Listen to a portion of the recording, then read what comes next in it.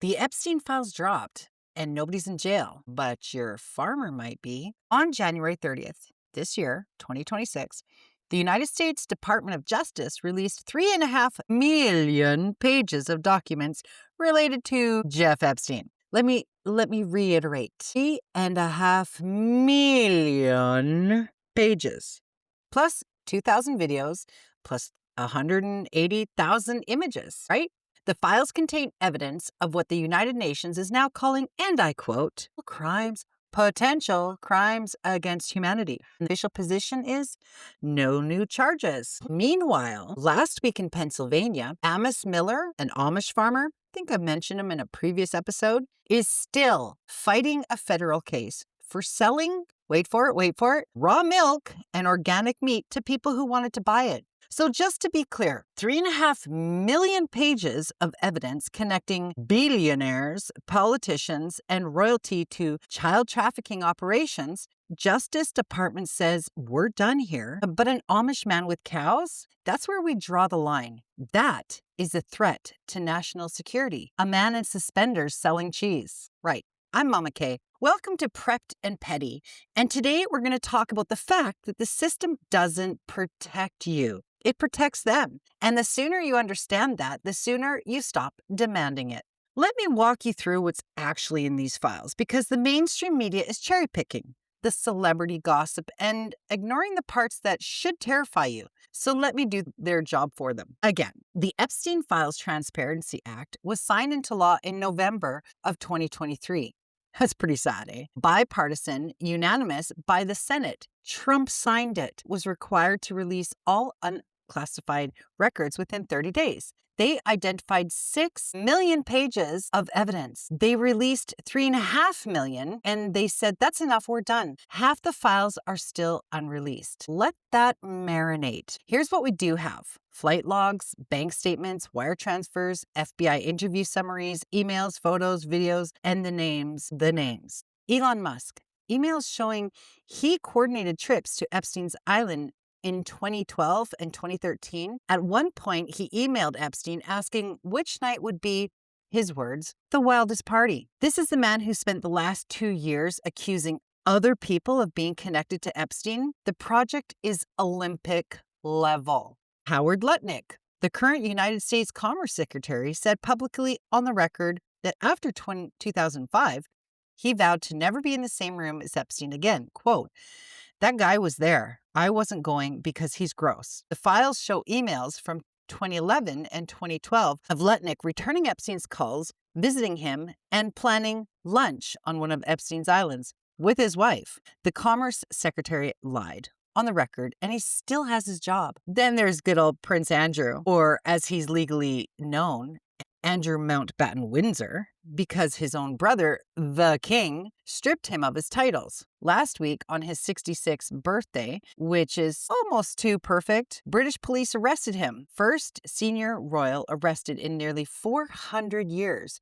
The charge? Misconduct in public office for allegedly sharing confidential British government trade documents with Epstein while he was a trade convoy. Emails show him forwarding reports about visits to Hong Kong, Vietnam, Singapore, and a confidential investment brief of Afghanistan to a convicted sex offender. Then there's Virginia Giuffre, the woman who accused Andrew of sexual abuse when she was 17, died by suicide later last year. Her family released a statement after the arrest. No one is above the law, not even royalty. So the UN Human Rights Council has reviewed the files and said again, this is a direct statement. The evidence suggests a, quote, global criminal enterprise involving systematic sexual abuse, trafficking, and exploitation that could meet the legal thresholds of crimes against humanity. Crimes against humanity. But the DOJ says no new charges, case closed, we're good here. So here's why I need you to really pay attention, because this is the part that ties directly to everything we talk about on this podcast. The system does not protect you.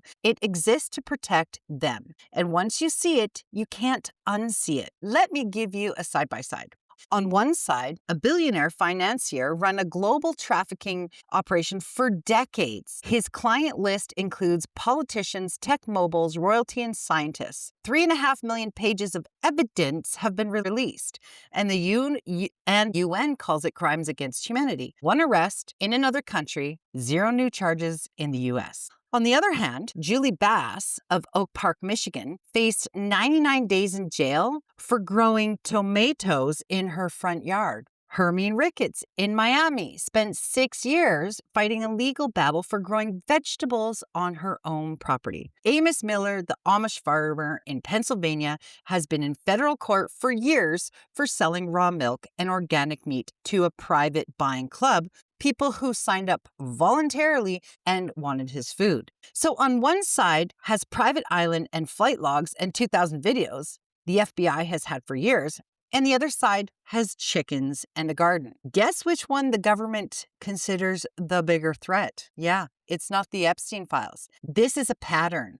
Bayer, formerly Monsanto, has paid over $10 billion in Roundup cancer settlements. Billion. And right now in 2026, lobbying Congress for legal immunity in the Farm Bill. They want it so you can't sue them anymore. And in December of last year, 2025, the White House urged the Supreme Court to shield Bayer from state-level lawsuits. Meanwhile, Perry Schmeiser, a Canadian farmer, was sued by Monsanto because their GMO seeds blew onto his field in the wind. Remember, I talked about this in another episode. The wind contaminated his field, and they sued him and won. The system protects corporations that poison your food and billionaires who traffic children. And it prosecutes farmers who grow tomatoes and sell cheese. And somehow, we are still surprised when people like me say, maybe don't depend on the system for your survival. They shut down your local farmer, Convid, and kept Rotten Ronnie's open.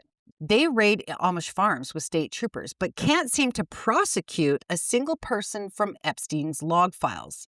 They sue farmers for saving seeds, but give immunity to the company whose product gives people cancer. At what point do we stop calling this incompetence and start calling it what it is? So what do we do with this? Because I know some of you are furious right now, and you should be, but fury without action is just a Facebook rant.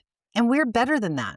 Here's what the Epstein files tells me as a homesteader and a prepper, and it's the same thing the plandemic told me and the cartel situation told me. And every crisis has told me since I went down this rabbit hole. The system is not broken. It's working exactly as designed. It's just not designed for you. So stop depending on it. Every time you grow your own food, you take a tiny piece of power back. Every time you save seeds, you're telling Bayer, you don't need their permission to eat. Every time you learn to can, preserve, to make medicine from your own garden, you are building a life that does not require the system's approval to function. And that is why they go after farmers, not because raw milk is dangerous. 18 states still ban it, and people in the other 32 seem to be doing just fine. Not because front yard tomatoes are a public safety hazard, because self-sufficiency is a threat to the system that needs you dependent. You are not supposed to feed yourself. You are supposed to buy food from their supply chain, produced by their corporations, sprayed with their chemicals from seeds they patent, sold in stores they control. That is the design. And I'm sitting here on 1 acre in Mexico with 13 hens, a duck squad, and a garden that's trying to grow, and a goblin pantry full of canned pineapple and beans, saying, no, thank you. I'm working on feeding myself. Thank you very much. That is the most radical act of resistance available to you in 2026. Not outrage, not social media posts, not being a keyboard warrior with strangers online. Growing your food, building your own systems, becoming the person who doesn't need the machine. Because the machine doesn't care about you. The files prove it. 3.5 million pages of proof that the powerful protect the powerful.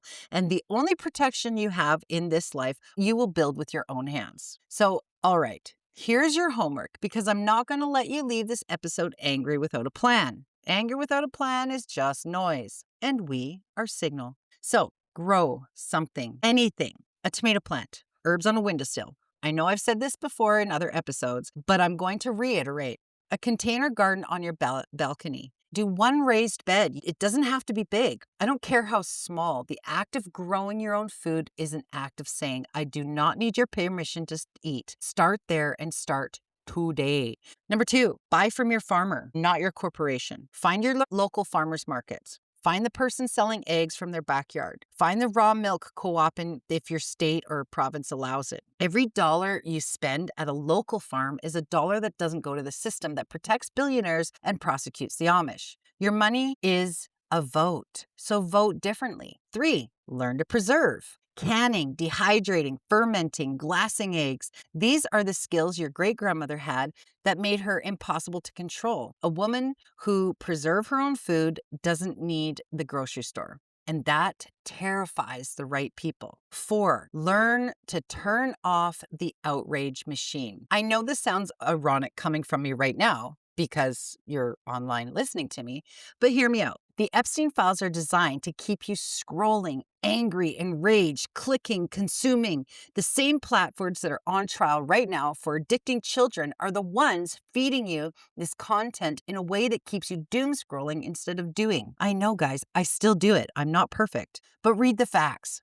Understand the pattern. Then close the app and go plant something. Because the most radical act of resistance in 2026 isn't outrage.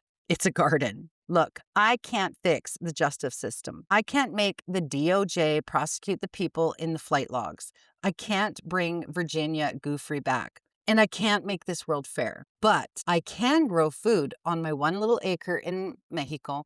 I can raise chickens and don't care about billionaires. I can fill my goblin pantry with beans and canned frickin' pineapple and glassed eggs and home canned dog food. I can save seeds that no corporation has a patent on. And I can keep showing up here every episode with my tinfoil hat firmly in place, telling you the truth and giving you something to do about it. The system protects the powerful, so stop waiting for it to protect you. Build something it can't touch. If this one hits you, and I think it did, share it. Send it to someone who's been doom scrolling the Epstein files for 3 weeks and hasn't planted a single seed. They need this. And if you're ready to start building, just grab my guide, the Survival Starter Vault. It's only $27 and it's at my website, sustainablepreppers.com. It's broken down by budget, so it works whether you've got $50 or $500. I'm Mama Kay. The tinfoil hat is on. The chickens are fine. The files are open, and my garden has not been raided. Stay ready, stay petty, stay free, and let's go.